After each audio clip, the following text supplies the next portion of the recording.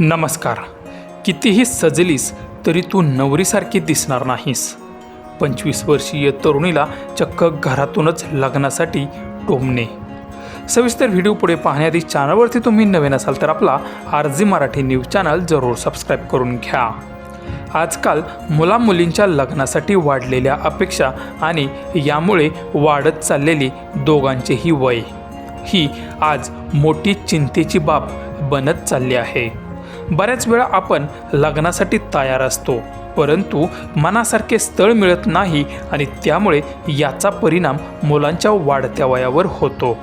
चेहऱ्यावरचा उत्साह कमी होतो, चिडचिडेपणा वाढतो, एकलकोंडे राहण्याची सवय होते. त्यात अजून जास्तीची भर म्हणून शेजारी पाजारी लोक, नातेवाईक आणि आपल्याच घरातील इतर सदस्य नेहमीच लग्न कधी करणार, लग्नाचे वय उलटून गेले, वेळेत लग्न कर असे एक ना अनेक सल्ले देत असतात. सध्याच्या या व्हायरल व्हिडिओमध्ये एक तरुणी असून ती एका बाजूला आणि तिच्या घरातील सदस्य एका बाजूला असून त्यांच्यामध्ये त्या तरुणीबद्दल लग्नाची चर्चा सुरू आहे. ही तरुणी 25 ते 26 वर्षांची असून तिचे नातेवाईक तिला लवकर लग्न करण्याचा आग्रह करत असल्याचे दिसून येत आहे. आता वय झालं आहे, तू 25 ते 26 वर्षांची आहेस. यापुढे तू गेलीस की शारीरिक तेज कमी होऊ लागते आणि त्यामुळे तू कितीही सजलीस तरी तू नवरीसारखी दिसणार नाहीस.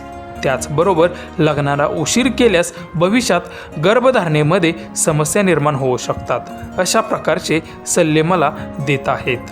पण आयुष्यात काहीतरी कर किंवा काहीतरी बन असं मला कोणीही सांगत नाही.